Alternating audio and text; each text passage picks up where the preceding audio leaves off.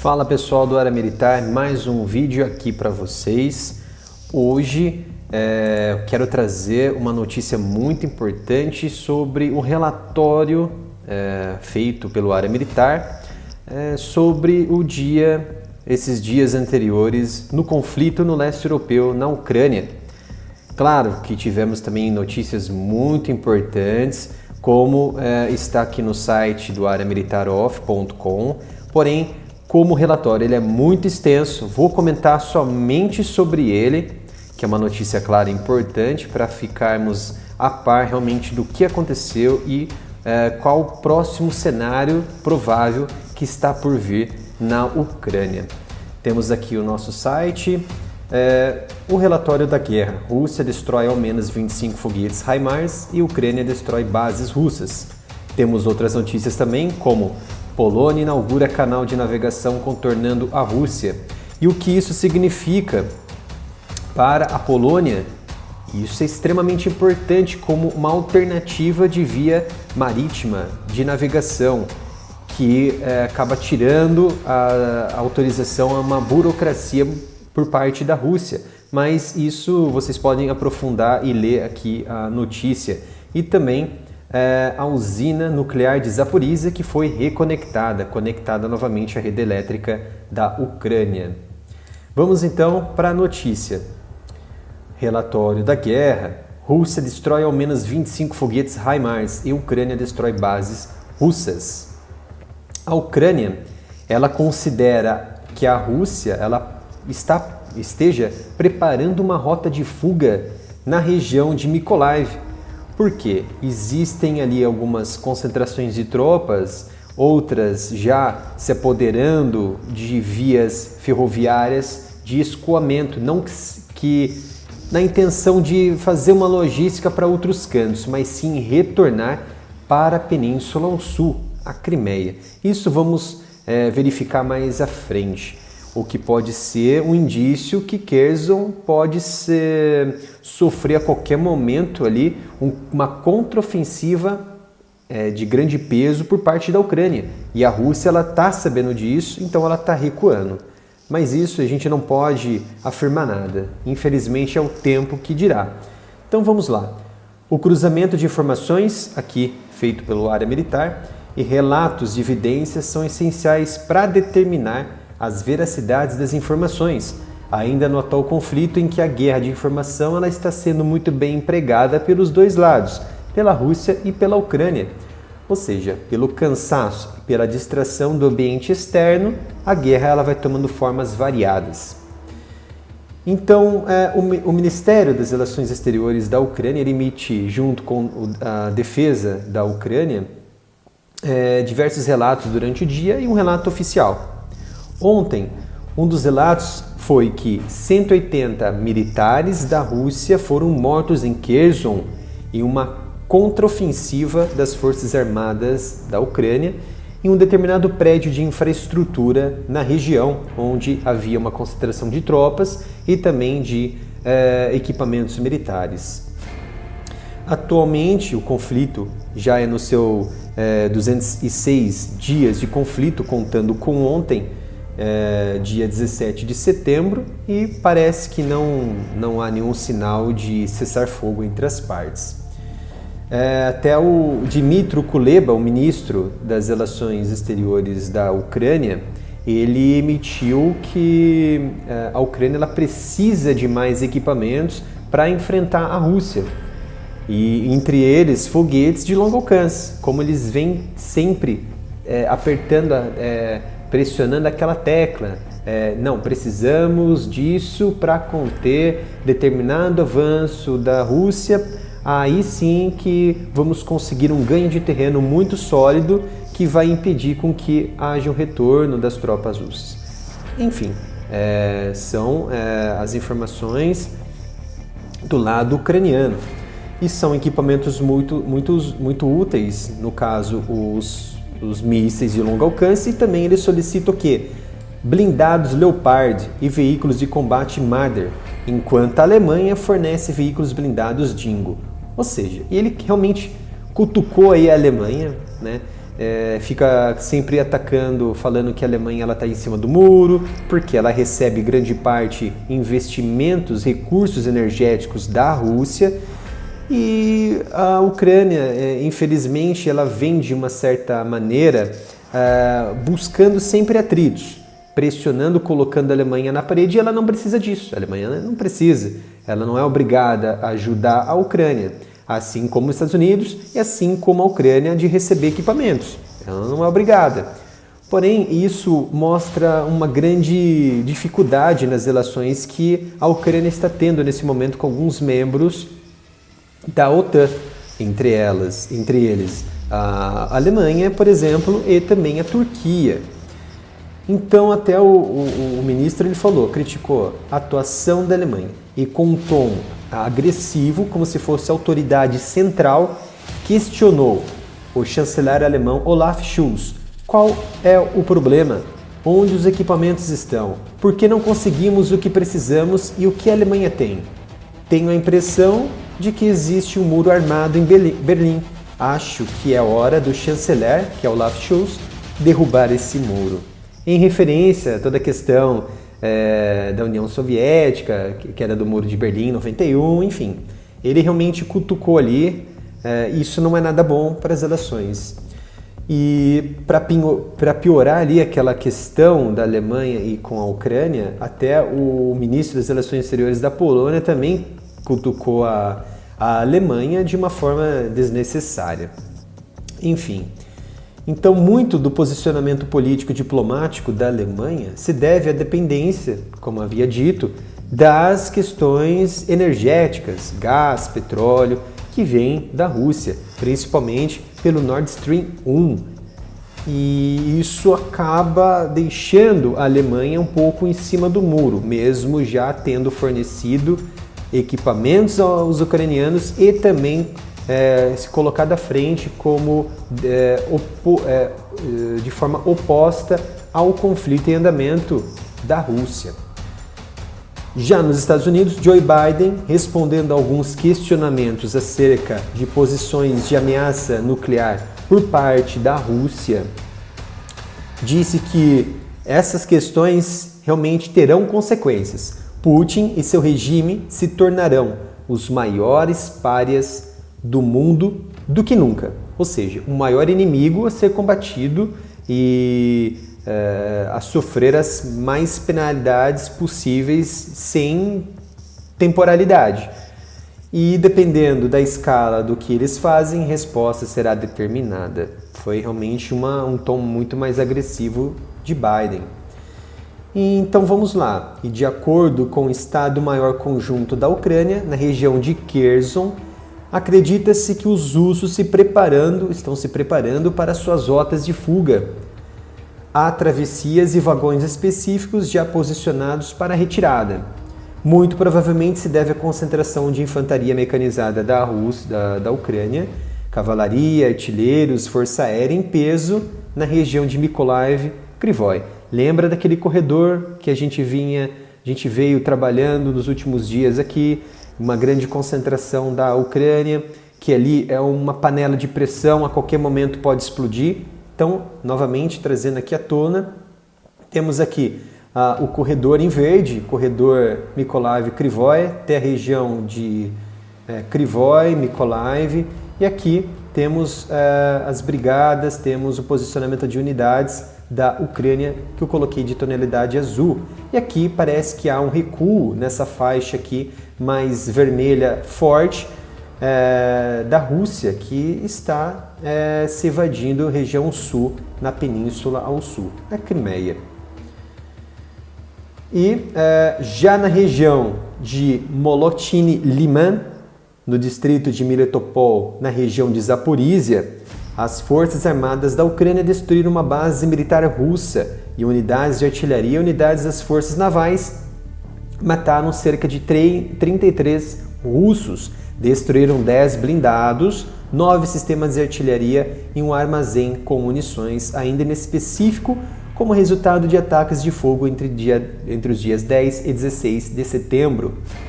Já no distrito de Melitopol, na vila de Bogatyr, onde os invasores, os russos, colocaram pessoal e equipamentos, ocorreram 5 explosões. Foram ataques estratégicos ucranianos que visaram retardar ou mesmo destruir a logística das tropas adversárias. Mas como aconteceu isso? Vamos lá, mais um mapa. Aqui neste mapa, que eu gosto de trabalhar bastante, eu até coloquei aqui uma faixa que parece ali de mísseis, ou seja, fiz um arrasto ali simulando os posicionamentos de artilharia e de tropas. Ah, mas Felipe, essa aqui é uma região dominada pelos russos? Sim, é uma região dominada pelos russos. Porém, existem brechas que não são páreas para a resistência. Então, um posicionamento aqui entre esse ponto e até a região do rio Dnipro está em torno de 80 a 60 a 100 quilômetros. Então, é uma região muito fácil para o quê? Progredir e enviar e também lançar mísseis e foguetes até as regiões alvos. No caso aqui, foi a região mais ao sul de Melitopol. Aqui tem ainda a concentração e mais aqui na região de Kherson e mais ao nordeste tem aqui toda a retomada, na verdade já tem um avanço até a região aqui das divisas de Luhansk das forças ucranianas. Então, para fechar essa parte da Ucrânia, temos relatório oficial divulgado pelos ucranianos, através do seu Ministério da Defesa e Relações Exteriores. De acordo com os últimos relatórios, houve aproximadamente, e isso já são números atualizados, tá? Que eu fiz a soma aqui porque o Ministério, ele divulga o número absoluto mais o número daqueles dias que houve as perdas. Então ele coloca sempre, por exemplo, nesse caso 54.400, por exemplo, ele coloca lá mais 50 ou mais 60, então eu já faço a soma e já deixo o número redondinho. São números aproximados. Então, houve 54.450 russos mortos, entre civis e militares, 2.205 blindados e 4.712 blindados de tropas destruídos. Ah, mas a diferença, blindados é tudo a mesma coisa. Não é tudo a mesma coisa. Os blindados, neste caso, seriam o quê? Blindados pesados, blindados de cavalaria mecanizada e também esses blindados de tropas seriam blindados de transporte de tropas, veículos mais leves, porém blindados. 1.310 sistemas de artilharia, 312 veículos leves de artilharia totalmente fora de serviço, bem como 168 meios de defesa antiaérea aniquilados, 252 caças e outras aeronaves e também 216 helicópteros abatidos, 239 mísseis de cruzeiro interceptados ou destruídos antes de chegar até o alvo, 15 navios afundados. Lembram do Moskva, aquele navio que foi afundado pelo míssil de cruzeiro Netuno, de fabricação ucraniana, que muitos, principalmente, é claro, os russos e os defensores dos russos falam, não, realmente não foi o míssil Netuno, foi uma avaria que foi causada por uma explosão na casa de mísseis, de torpedos, enfim, toda aquela narrativa dos dois lados. Um atacou, o outro fala que não foi ataque. 121 equipamentos de apoio terrestre de tropas e cavalaria destruídos e 914 drones ou aeronaves remotamente controladas, abatidas até o dia atual. E vamos lá. Agora, do lado russo, as informações realmente são enormes. Realmente teve bastante informações, mais do que o lado ucraniano. Porém, vamos colocar aqui em destaque as principais regiões que é estratégica para ser debatida e ser trabalhada aqui. Do lado russo, as informações, vamos destacar alguns pontos, como por exemplo a região de Kryvyi. De acordo com dados cruzados dos dois serviços de imprensa e também do Ministério, nos dias 14 e 15, as tropas russas lançaram ataques maciços de mísseis em Kryvyi, com mísseis de cruzeiro Kinzhal e Iskander atingindo instalações de infraestruturas críticas estruturas hidráulicas, como havia dito dias anteriores e também ontem, que houve realmente uma destruição de casas hidráulicas e o rio Ingulets subiu ali na região de Mykolaiv Krivoy, inundando casas de até 2 metros de altura. Aqui temos, por exemplo, aqui a região onde foram realizados os ataques, né, neste mapa, e vamos aqui na região de Donetsk, onde 2 civis ucranianos foram mortos, ceifados, e mais 11 ficaram feridos nas últimas 24 horas com bombardeios da Rússia, que lançaram ofensivas nos arredores de Zaporizhia. Ao menos 4 foguetes atingiram a vila de Travisk, sem vítimas relatadas. Ah, mas então os russos estão atacando a usina de Zaporizhia? Não. A usina de Zaporizhia, ela fica em um determinado ponto específico, como eu vou mostrar aqui nesse mapa, ponto específico no rio Dnipro. Aqui, toda essa região, ela é a região de Zaporizhia, como a região aqui de Melitopol, Mariupol, Donetsk, Luhansk, região de Liman. Então, o que aconteceu aqui? Indivíduos, tropas, artilharias da Rússia posicionadas na região de Donetsk, não na capital, mas de Donetsk, lançaram mísseis, lançaram ofensivas na região de Zaporizhia, atingindo pontos importantes, principalmente pontos ali de infraestruturas civis. Acredita-se que a intenção da Rússia em Donetsk e Zaporizhia era atingir novas infraestruturas e atrasar suprimentos da Rússia, que na verdade não aconteceu e acabou matando um indivíduo e também ferindo outros. Vamos aqui para um ponto muito importante que eu quero trabalhar com vocês. 2 unidades das Forças Armadas da Ucrânia tentaram, sem sucesso, lançar uma ofensiva perto do assentamento de Pravidino, na região de Kherson. Vejam só. Segundo o relatório do Ministério da Defesa da Rússia deste sábado, 17 de setembro. Cerca de 2 unidades da 28ª Brigada de Infantaria Mecanizada da Rússia, da Ucrânia, apoiadas por 9 blindados e 16 veículos de tropa de transporte de tropas, tentaram sem sucesso lançar uma operação ofensiva perto do assentamento de Pravodino, na região de Kherson. Segundo o comando russo, o exército russo matou 120 soldados ucranianos, destruiu 7 blindados e 13 veículos de combate de infantaria em poucas horas. Então, o que eu quero trabalhar aqui.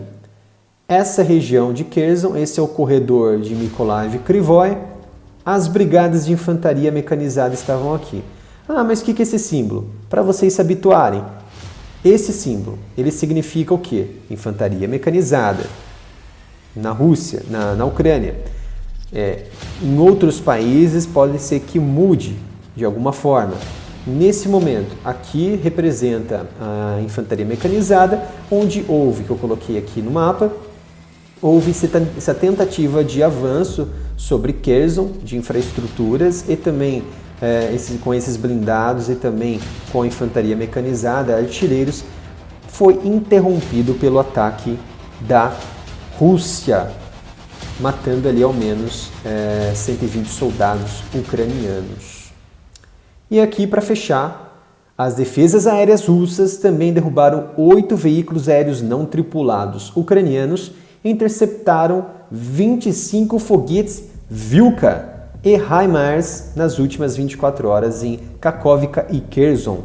Ah, mas esses mísseis HIMARS, eles não ficam a 80, 100 km de distância? Sim, eles ficam a 80, 100 km de distância, mas quem fica a essa distância são os lançadores HIMARS. Por que falar foguetes HIMARS? Porque para melhor definir, porque a gente não sabe qual que é a variante desses foguetes ou mísseis. Então a gente define como HIMARS porque eles são empregados em lançadores HIMARS que lançam esses equipamentos para determinados alvos até 60, 80 km de distância. Acima disso, segundo os Estados Unidos, ainda não enviaram para a Ucrânia. Então é bom deixar bem claro nisso. Esses drones foram abatidos perto dos assentamentos, que foram diversos. Vamos destacar aqui como Berestrovoy, Kodema, na República Popular de Donetsk, o assentamento de Polog, na região de Zaporizhzhia, e os assentamentos como Kalov, na região de Kherson, e assentamento de Komsomolsk, na região de Mykolaiv. Então, até destaquei os pontos de Milog, Polog, Novo-Voskresenskoye, Komsomolsk, Kherson, Kodema. Então, esses pontos são onde houve interceptação de aeronaves remotamente controladas, de foguetes e também de foguetes do tipo Vilka e de lançadores HIMARS. Tá? E para fechar, como apresentei os dados da Ucrânia em relação às baixas da Rússia, vão apresentar os relatórios da Rússia em relação às baixas da Ucrânia. Nos dados do Ministério da Defesa da Rússia, mostra que 293 aeronaves, 155 helicópteros e 1.973 drones foram destruídos, 375 sistemas de mísseis de defesa aérea, 4.998 blindados e outros veículos blindados de combate foram destruídos, 837 lançadores múltiplos de foguetes, 3.393 sistemas de artilharia de campanha e morteiros, além de 5.640 veículos militares motorizados foram destruídos desde o início do conflito em 24 de fevereiro. Vocês podem ver que a Rússia ela não colocou um número de militares mortos na região, ou seja, ou não se sabe nesse momento, mas dados anteriores demonstravam isso, mas eles não quiseram complementar agora por motivos aleatórios. Pode ser por estratégicos, até porque a Ucrânia ela colocou mais de 50 mil russos que foram ceifados, um número muito grande. Então, realmente há alguma... parece que há brigas de números quantitativos em relação às duas nações, ou seja, são guerras de informação. E isso vamos deixar bem claro, tá? Pessoal, então é isso. Quis deixar um ponto bem central neste domingo sobre o atual beligerante, como que foram os cenários dos dias anteriores. Essa semana, com certeza, vamos trazer muito mais informações, muitos eventos em relação ao conflito e também outros vídeos de análise de outros temas. E eu tenho percebido que vocês estão gostando desse tipo de vídeo. Venho trazendo para vocês, analisando principalmente os artigos do nosso site. E convido vocês a entrarem no site, que é o www.areamilitaroff.com. Também, por favor, sigam o nosso canal aqui, Área Militar. Veja se o sino está ativado, inscreva-se. Convido vocês a entrarem lá no Twitter, lá no nosso Instagram, pelo @areamilitaroff. Convido também para irem lá na nossa página no Facebook, que é facebook.com/areamilitaroficial. É claro também, se possível, doar qualquer valor para a nossa chave Pix, canal areamilitaroff@gmail.com, que vai ajudar demais o nosso canal a continuar assinando as revistas digitais do exterior. Muito obrigado, pessoal, até o momento, por ficarem nesse vídeo e até o próximo tema, até a próxima análise, com certeza, aqui no canal Área Militar.